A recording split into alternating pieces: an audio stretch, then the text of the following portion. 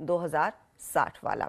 चलिए, इस बीच एक और स्टॉक आपकी स्क्रीन पर आएगा। शर्मिला, आई एम श्योर आपने इसके नंबर्स भी देखे होंगे। मैनेजमेंट से बातचीत होती है, आप बताइएगा आपकी एनालिसिस क्या कह रही है कंपनी पर। एस्ट्रल पॉली की मैं बात कर रही हूँ। Q1 FY23 का मजबूत रहा है, मुनाफा 25% बढ़ा, कंपनी के रेवेन्यू में भी 73% तक का उछाल देखने को मिला। हालांकि मार्जिन्स पर मार पड़ी है, और मैं इनफैक्ट ब्रेकअप देख रही थी कंपनी का। प्लम्बिंग बिजनेस में हमने देखा है इंप्रूवमेंट जरूर देखने को मिली। दूसरी तरफ इन्होंने जो नई डिवीजन लॉन्च की थी वहां पर भी रेवेन्यू ग्रोथ है, और मार्जिन दरअसल उधर ज्यादा बेहतर है। मेरे साथ एस्ट्रल पॉली के CFO हीरानंद सवलानी जुड़ गए। सवलानी साहब, स्वागत है आपका CNBC आवाज पर। नतीजे तो मजबूत रहे। मैं आपके प्रॉफिट और रेवेन्यू के नंबर्स को देख रही थी on an annual basis. Quarterly Q4 से Q1 में कितनी ग्रोथ है, और मार्जिन्स में जो दबाव है ये largely I am sure raw material input cost जो बड़े थे उसी की वजह से होगा, लेकिन वो क्या एडजस्ट हो गया है या फिर Q2 में उसका पेन थोड़ा बहुत देखने को मिल सकता है? तो क्वार्टर ऑन क्वार्टर अगर आप देखोगे तो नंबर थोड़ा कम दिखाई देगा, क्योंकि हमारी इंडस्ट्री है वो सीजनल इंडस्ट्री है। आप अगले 10-15 साल के रिजल्ट पब्लिक डोमेन में है, अगर आप देखोगे तो Q1 सबसे लो रहता है। Q1 के नंबर पूरे 4 क्वार्टर से लोवेस्ट Q1 में होता है, उसकी वजह से आपको क्वार्टर ऑन क्वार्टर लो दिखाई दे रहा है।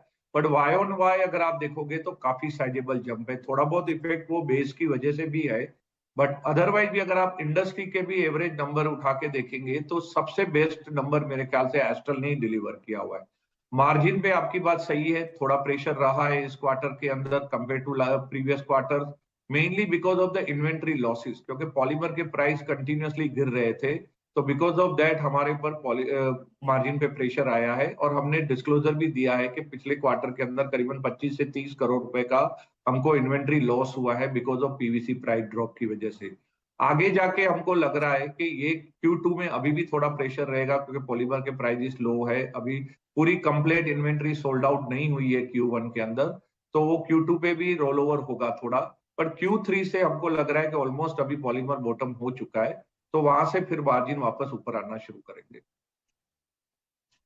ओके, सलानी साहब, let's talk about I mean top line. और पिछले अगर आप देखें, जब ये 3 महीने से रेट हाइक का प्रोसेस शुरू हुआ है, थोड़ा सा कुछ बड़े शहरों में और की इन्वेंट्रीज की संख्या बड़ी है। मुंबई की बात हम कर रहे थे, दिल्ली NCR की अगर आप देखें, थोड़ी इन्वेंट्रीज में एक जंप आया है। अभी डिमांड में कुछ कमी आ रही है, फिर आपको लगता है कि नहीं, अभी तक एटलीस्ट Q2 Q3 तक किसी प्रकार की डिमांड में कोई बहुत वीकनेस आप एक्सपेक्ट नहीं कर रहे हैं, या फिर अभी तक वॉल्यूम्स में कोई आपको कमी नजर नहीं आ रही है? तो डिमांड में तो वीकनेस है, डेफिनेटली वीकनेस है, क्योंकि उसका रीजन ये नहीं है कि कंस्ट्रक्शन एक्टिविटी स्लो है उसकी वजह से डिमांड में वीकनेस है।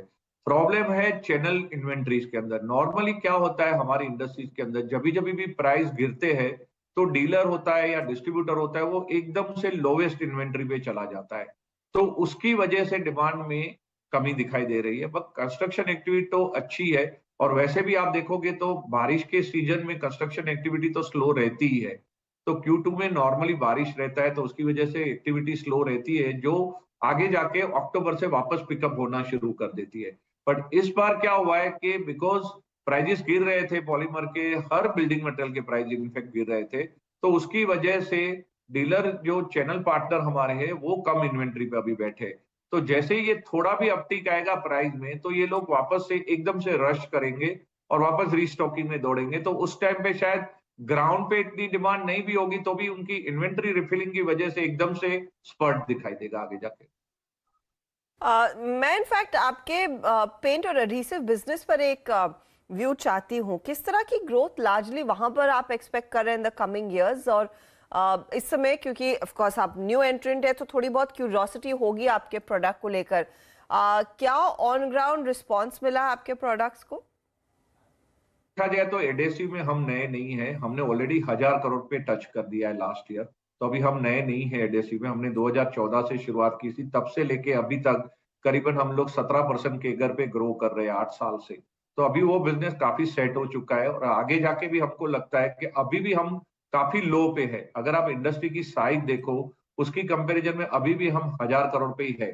तो बिकॉज ऑफ लो बेस की वजह से हमको लग रहा है कि कहीं ना कहीं यहाँ पे भी हम लोग 15-20% के अगर अभी भी यहाँ से ग्रो करेंगे।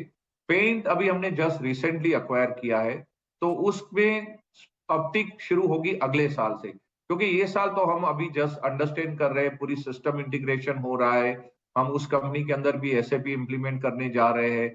तो ये सब जैसे ये कंप्लीट होगा उसके बाद हम पिकअप करेंगे, क्योंकि जो कंपनी हमने ली है वो साउथ फोकस है, उनके जो प्रेजेंस है करीबन 3,500-4,000 डीलर है, वो खाली साउथ के अंदर है, जबकि astral is a pan India brand.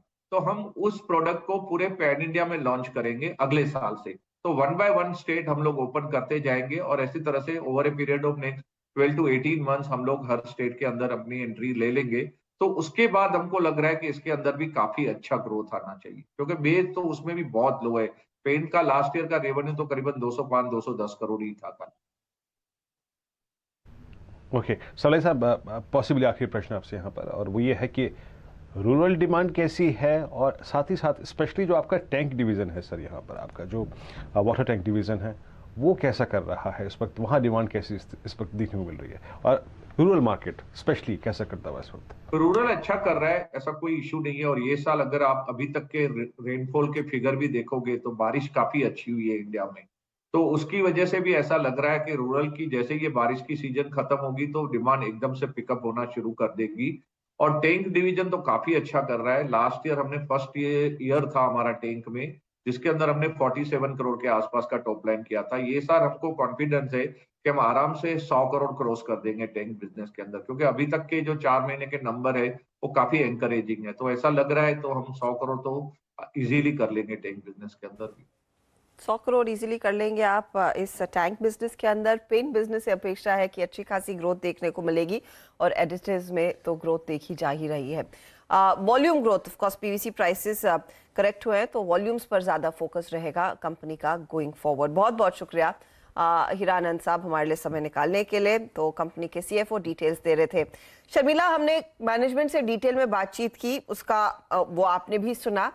Number सुबह में